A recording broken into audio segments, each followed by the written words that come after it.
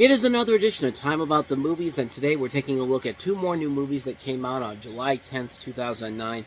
Both comedies. One of them actually has held up a lot better than I thought it would. The other, not so much. Try to guess which one it is. I think you might be pleasantly surprised, or maybe not in this case, but let's go ahead and take a look at the bigger of the two comedies that came out this weekend. Sacha Baron Cohen's follow-up to Borat. This is Bruno.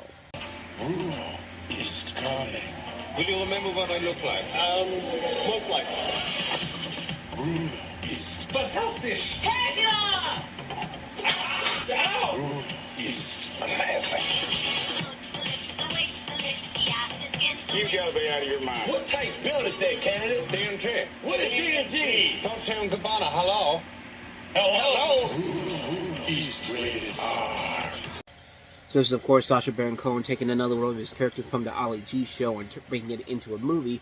It's worked before twice, Ali G in the House and also Borat. But in this one, you have him playing gay Austrian fashion guru Bruno, who has his own fashion-based TV show, Funkizite, the most popular German language show of its kind outside of Germany. After he disgraces himself in front of his I can't even remember the name now, Funkizite fan base, he is ruined in German-speaking Europe. He decides that in a quest for worldwide fame, he will move to Los Angeles and reinvent himself. Accompanying him to the U.S. is Lutz, his former assistant's assistant, the only person left in the circle that still believes in Bruno's greatness. Bruno goes through one reinvention of himself after another, ultimately straying to areas far removed from his true self. Perhaps when Bruno finds an activity that he truly loves, he will also find the uber fame he so desperately deserves. So let's talk about this movie, because even when this movie came out, I came out of it liking it okay, but it was definitely a major step down from Borat when I remember seeing it back in the day. It just felt like it was way too much of Sacha Baron Cohen trying to do the same thing he did with Borat all over again. And yeah, there are times when their cameos in here can actually be funny. There's a great one with Harrison Ford, which has a great quick payoff almost immediately after he says that he's going to talk to him.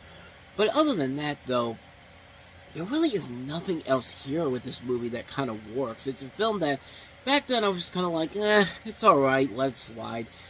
But I hadn't yet to see it again in the 16 years since I've seen this movie. And watching it again recently to get ready for this, yeah, this thing does not hold up well at all. This thing is pretty bad. I mean, this is definitely a major step down compared to Borat. Borat, I thought, worked mostly because they were smart in how they did all the skits and all that. They were smart at, containing it down to one specific segment. They weren't trying to go completely over the top or crazy or gonzo nuts with it.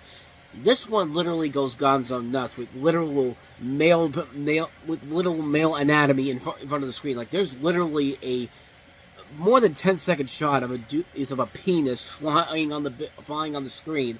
I remember seeing the movie for the first time and thinking to myself, like, oh, whoa, that was not okay. I was kind of expecting it to happen, but not for that long of length. Like, it was on there for a good chunk of time, and it's just kind of like, if it was maybe like a brief second or something like that, maybe it would be funny, but no, it goes on for multiple seconds. It just kind of goes like, okay, wrap it up already, because it happens so many times throughout the course of this movie. It happens so many times that this thing actually made some history in a way that they probably weren't expecting it to, because not but a year after this movie came out, the MPAA's Classification and Ratings Administration had to specifically know in the future when films were going to contain male nudity, and it was because of this movie right here. Like, it was really just kind of like, yeah, like, I guess you could say that's part of a history now, but is that really one of the history you want to be part of here? Just giving the MPAA another reason to classify your movie for something that really is not really affecting anything whatsoever, but then again, maybe in this case it probably did. But on top of that, the segments themselves aren't really all that funny. Like, a lot of the segments they have in here don't really amount to anything. There was a big deal when, there was a part where, Bruno was trying to seduce Ron Paul, the politician, and at the time, yeah, it was funny, but watching it again, it's just kind of like, yeah, nothing really is going on here. There was a Michael Jackson scene they had to cut out because he had passed away 2 weeks before the movie came out, and as far as I know, well, no, maybe it is still it is considered it is on the DVD and Blu-ray features on there. I mean, technically it doesn't have Michael Jackson in it. It mostly focuses on LaToya Jackson, but, it is something that, yeah, considering he just died 2 weeks before the movie came out, it really isn't a surprise why they took that scene out in particular. But even then, that scene in particular was just kind of like, not so much. But I mean, I don't know. I mean, the film. I think the biggest problem with the film is that it tries way too hard to copy the success of Borat, and really fails miserably. The one segment that was supposed to be like the big selling point in the trailers was when, he adopts this black baby and he goes on this talk show. And I think I realized now that maybe I just was not a fan of the daytime talk shows to begin with, because I've had this problem with several movies in the past. I've talked about it with Hope Floats. I hate it when they use that as a plot point. And I also hated it in Little Black Book when it was used as the climax. And here, yeah, it's definitely not very good in this movie. It's because all it is basically just like, let's have all these people in this audience get offended in the most ridiculous ways possible because they're getting paid $50 and they know exactly what's going to happen here. Like, they were in on this whole thing all along, and it was just like they're trying way too hard to get the laughs in here. Like, it really is not that funny. It really is not. I'm trying to get some laughs out of this movie, and it's just kind of like I just don't like the daytime talk show being used as a plot point here. There's only been one time in movies when that has actually worked, and that's in Austin Powers' The Spy Who Shagged Me with the Jerry Springer segment. Like, that was funny. But that was because, Mike Myers and Seth Green were playing their parts very well. And yeah, it's a funny parody of the Jerry Springer show. Not like the Ringmaster movie where that's supposed to be a parody of it, but no, it was just a rip-off of Private Parts because Howard Stern was successful at it. So clearly Jerry Springer could make that success as well, but I don't know. I just think I've come to the point that, yeah, the whole thing with the talk show, daytime talk show thing, like, that's a cliche that I really don't like in movies anymore, and that's something that should definitely be considered one of those cliches that I wish can go away. And hopefully, I think it has gone away since then, because I haven't seen it being used that often in movies since this. But like I said before, the movie just isn't funny. It doesn't have that same spark or same electricity as Borat did. Borat was at least worked because more people didn't know what the hell was going on. With Bruno, you get the sense now that everybody kind of is in on the joke, and it basically just says, let's just do this, and let's hope people don't know who this guy is. It's weird because it's really a one-trick thing with him with Borat. And I think because why Borat 2 worked a couple years ago, even though it had been almost 15 years after the last movie, nobody really heard from Borat all that often. Borat hasn't been released on Blu-ray to this very day. I mean, you can't get it on 4K on any, so I think it's still only available on DVD, but it worked 15 years later because nobody had seen Borat in a long, long time. And it made sense for what they were trying to do there. The comedy in that sequel worked very well, not to mention that it came out in 2020, which of course was a COVID year, but this was them really pushing their luck in what they did before. It was them literally trying to copy the success of the previous movie, which I guess it worked because it still made 3 times how much it cost to make, almost 4 times what it cost to make. But even then, it's still seen as kind of a letdown compared to Borat. Borat, I think, was the much funnier film, and yeah, it was something where they just should have stopped it there. Trying to do this again really hurt it in the long run. Like, it just doesn't work. It really doesn't work at all. It's kind of a lackluster film in general, so yeah, overall, Bruno's not that good of a movie, and it's one that I was kind of expecting it not to be as funny as it was before, but yeah, this thing has not aged well at all. This thing is pretty lousy overall, at least in my opinion it is. So anyway, that is Bruno. But what about that other movie, the one that I thought was gonna not hold up well at all, and surprisingly did? Chris Columbus's I Love You, Beth Cooper. Your valedictorian. I would like to say here today the one thing I will regret if I never say. I love you, Beth Cooper. And yes, when I graduate, I'm not gonna keep hanging around my old high school like some kind of creepy loser who can't get an adult girlfriend. You know who you are. You embarrassed me, but it was so sweet. I'll have to let you live. On July 10th. There's a little soiree at my house tonight. Well, maybe we can stop by. It's the Trinity. She's everything he ever wanted. Don't be so nervous. She can smell fear. Ooh, fear. And one thing he never expected. Prepare to die. Kevin, stop! He is going to kill me. Now the girl of his dreams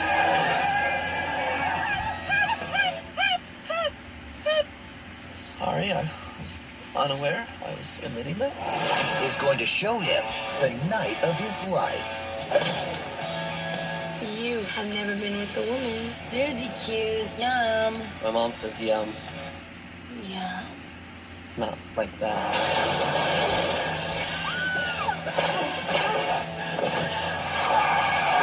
Thanks. You hit me with your car. It's pretty cool. From 20th Century Fox, Chances like this don't come along every day.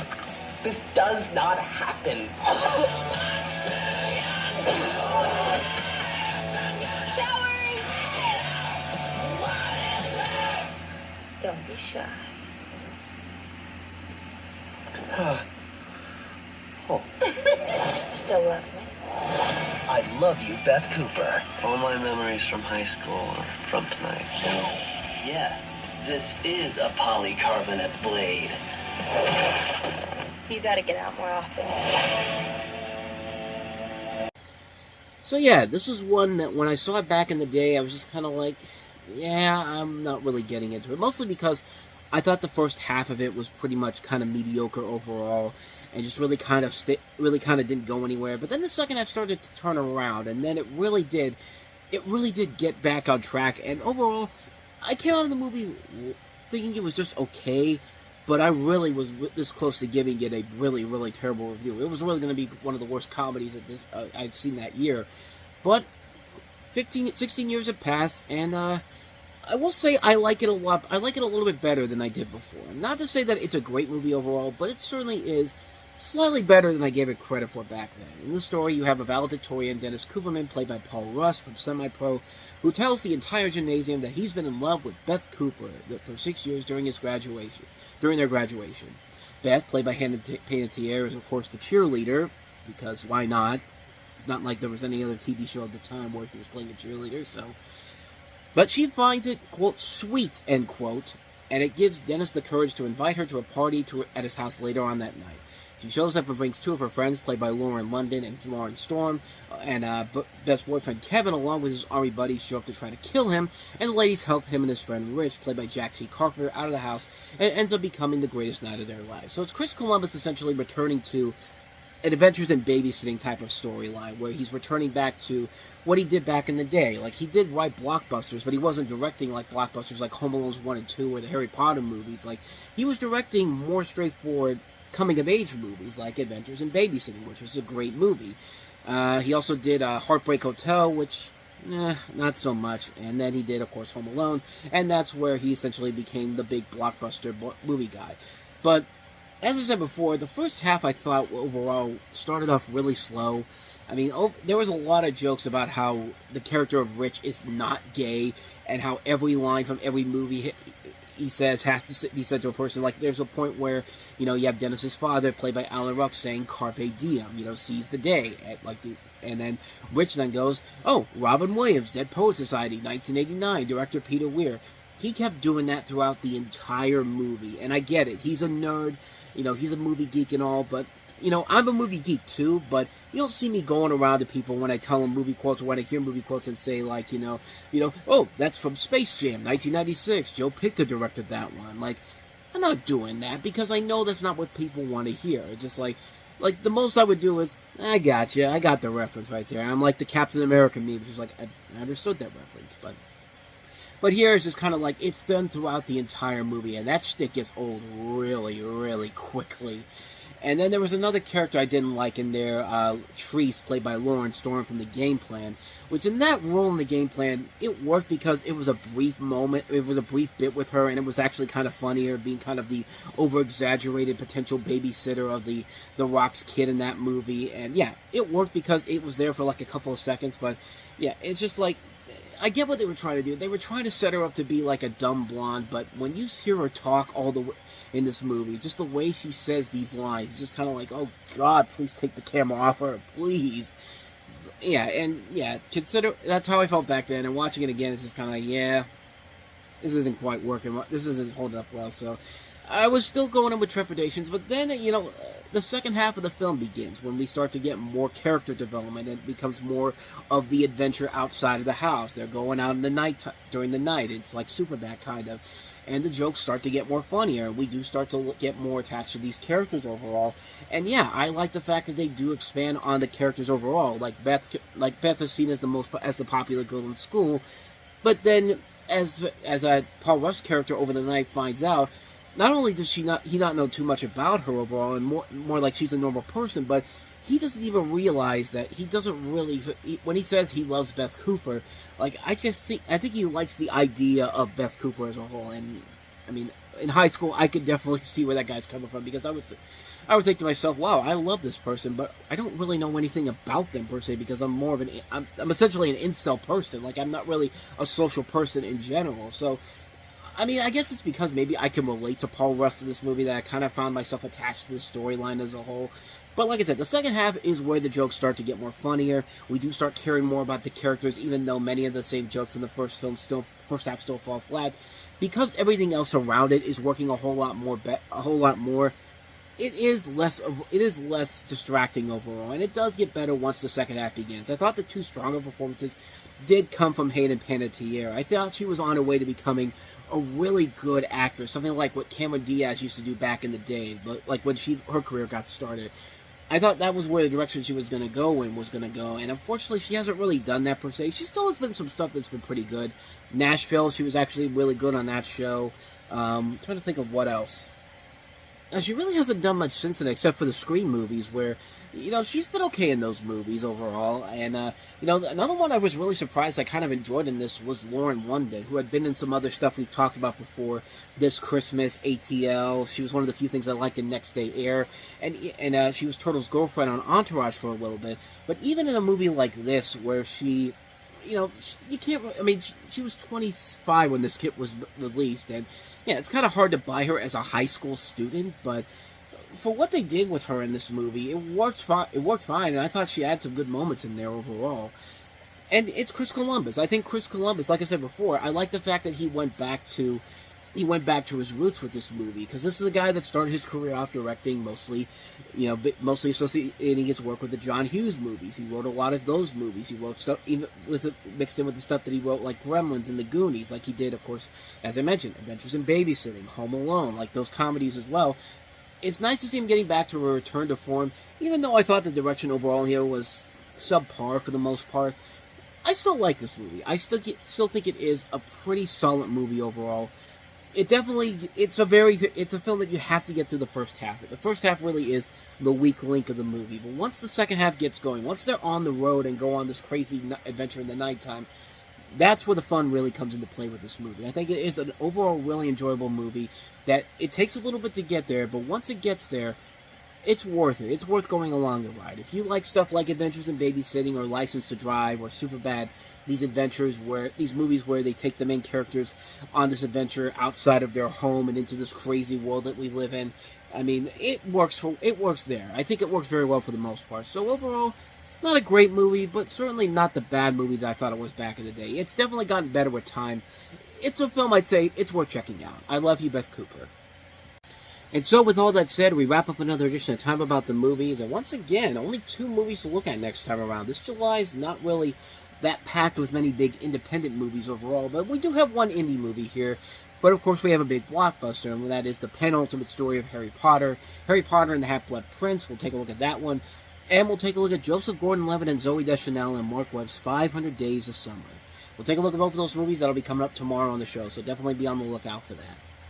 But with all that said, thank you so much for watching, and I hope you enjoyed this. If you did, please go ahead and hit that playlist on the next page, check out the previous episode, and also don't forget to hit the like button, subscribe button, notification button, and the bell.